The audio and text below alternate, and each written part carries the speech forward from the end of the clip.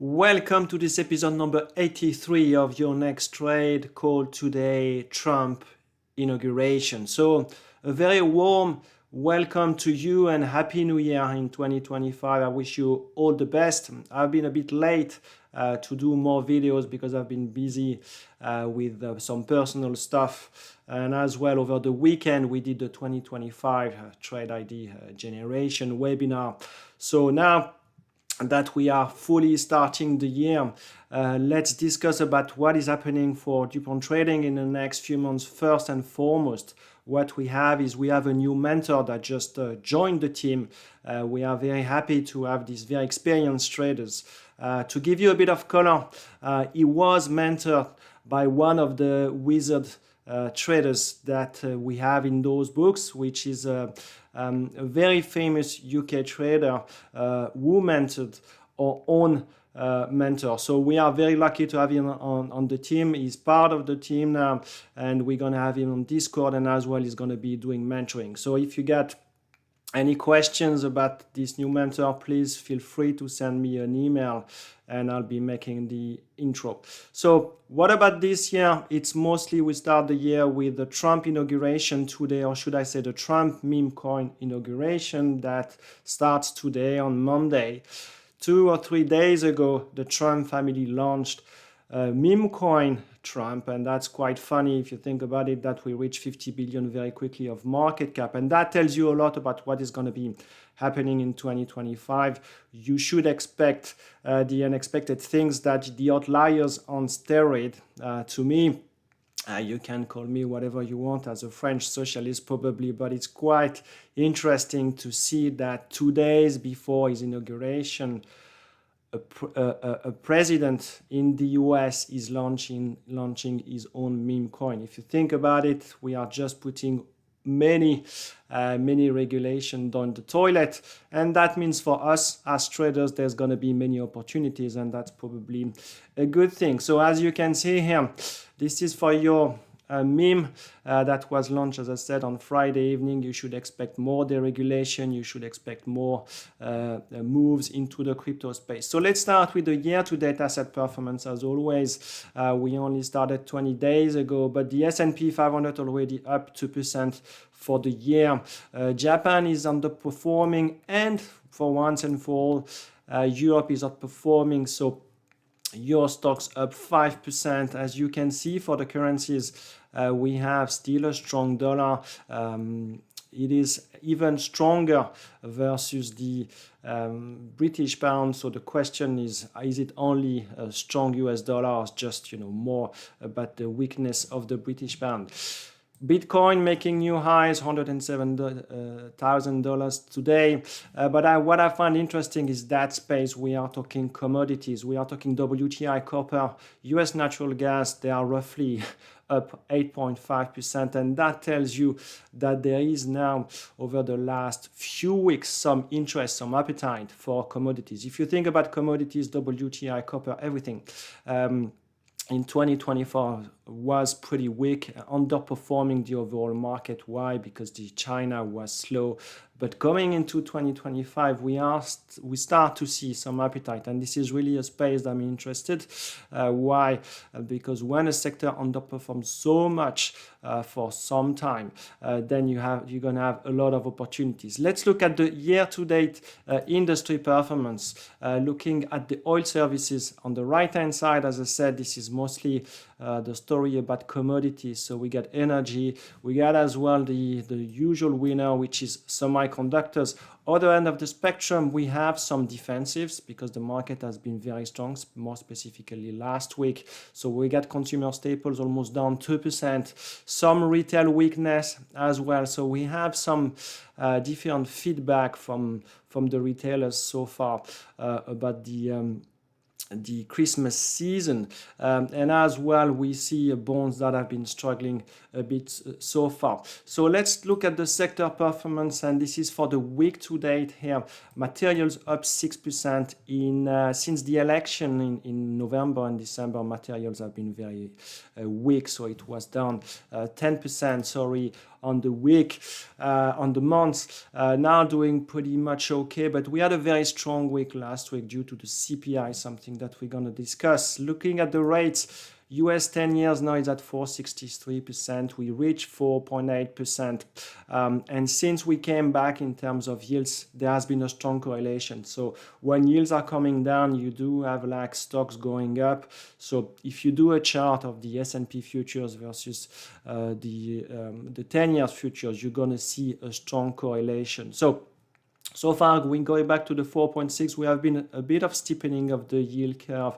Why? Because the market participants, as we're going to see right now, are expecting less cuts from the Fed going in 2025 than they were not so long ago. So right now, market is expecting roughly 0.4% cut in 2025. So that gives you less than 2 cuts. I think it's going to give some room for the Fed to be active or not active, depending where is inflation, where is going to be the growth. But so far, we reduced massively the expectations for the Fed to be cutting going into 2025. What about the VIX volatility? 16%. You know this number. We should be looking more and more into more short-dated volatility. The reason is, if you look at the VIX, it's 30 days volatility. If you look at the VIX 9 days, it's taking into account the more short-term, like 9 days.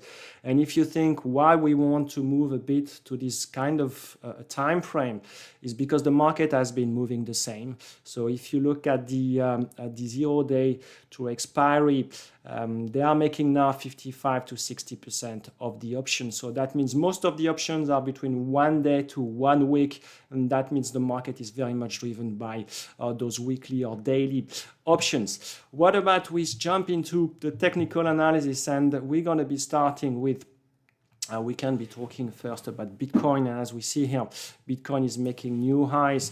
We had, as I said, over the weekend, some meme coin from Trump, and on the one hand you can argue that this is very positive for the overall space, and on the other hand that tells you that you could be launching any meme coins and it goes to 50, 100 billion. So it's a pure frenzy. What about the S&P 500 futures? The trend is still your friend. We are still going the same way, which is that has been this very strong trend. We have some coming back from time to time, but overall a very, very strong market. We are close to the all-time high. If we look at the euro dollar, very quickly to switch from stocks to currencies, you see the weakness here. There are strong talks that we could be heading to this parity. Why? If I give you the chart a bit long term, this is the trend. So that won't be surprising that now we are going into the parity. I want to go back into this chart that I find very interesting, which is CL1, which is WTI, which is oil. And you're going to see something very interesting, that we broke this trend. So now, a question going forward, are the Saudis going to be cutting a bit more? Is China going to be having more demand coming? But the price action over the last 2 or 3 weeks has been very, very strong in that space. As well, for the week, what we had is a very strong bank ETF with JP Morgan, Goldman Sachs came with very good earnings, and we had some big up move. But as you can see, we are still 10% from the all-time high. And finally, I want to finish for once with Europe, starting with the DAX. This is something that we identify the trend of the DAX, and everything is breaking out higher. You can see here for the DAX, you can see as well for the Euro Stoxx 50, which is not as good as the Euro Stoxx 600, but you can see here the breakout and the big move that we had over the last 5 days. So funny enough to think that there's a lot of reading that Europe is in a shit show, is really, really struggling. But at the end of the day, stocks, indexes have been very strong in the meantime. Let's look at a bit about what happened over the week. So this is, as always, first with the S&P futures last 5 sessions, and you see this big move up. So this is the CPI that you have here, where we had a 1.8% move on the day. So that has been a very, very strong move. Why? Because the core CPI was up, I think, 0.22%, so a bit below the expectations.